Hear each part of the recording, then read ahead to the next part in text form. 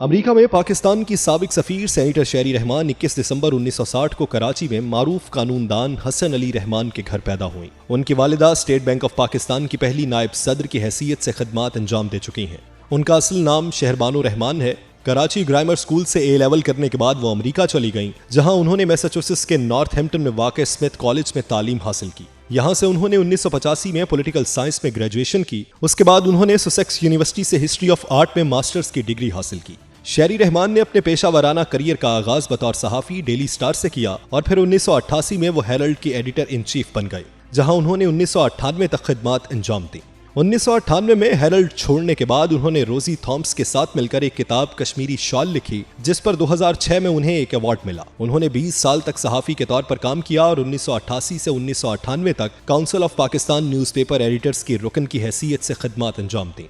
शेरी रहमान ने 1999 में पाकिस्तान टेलीविजन के एक करंट अफेयर शो की मेजबानी भी की। वो 2002 के आम इंतखाबात में खातीन के लिए मखसूस नशिस्तों पर पाकिस्तान पीपल्स पार्टी की उम्मीदवार की हैसियत से पहली बार मेंबर कौमी असम्बली मुंतखब हुई और 2007 तक वो असम्बली की मेंबर रही।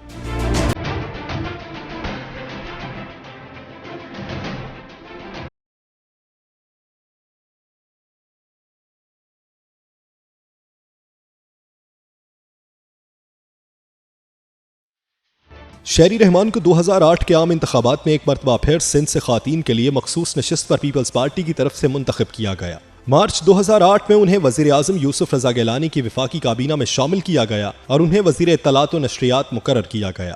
अप्रैल 2008 में उन्हें सेहत का इजाफी वजारती पोर्टफोलियो, जबकि मई 2008 में खातीन की तरक्की और सकाफत की वजारत दे दी गई। अगस्त 2008 तक वो वजीर सकाफत रहीं और नवंबर 2008 में उन्होंने सेहत और खातीन की तरक्की के महकमों से भी दस्तबरदारी इख्तियार कर ली।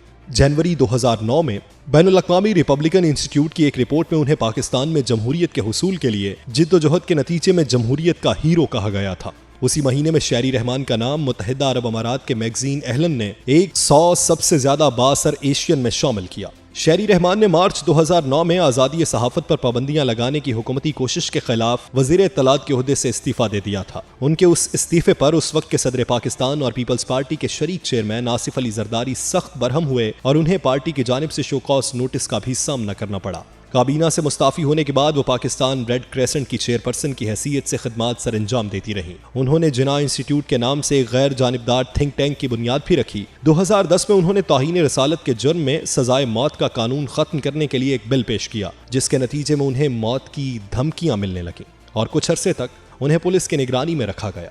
शेरी रहमान पर एक टीवी टॉक शो में तौहीन रसालत पर मुतल्लिक कानून को खत्म करने की बात पर भी शदीद तनकीद हुई।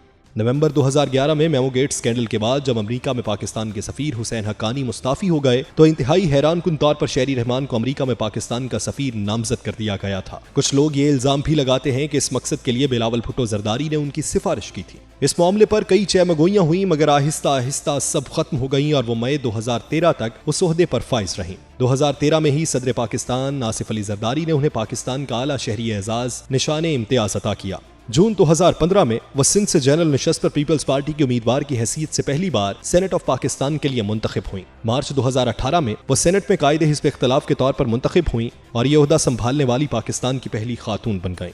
उन्होंने अगस्त 2018 तक सेनेट में कायदे हिज़्ब इख्तिलाफ की हैसियत से खिदमत अंजाम दी। वो मार्च 2021 तक सेनेट ऑफ पाकिस्तान की मेंबर रहेंगी।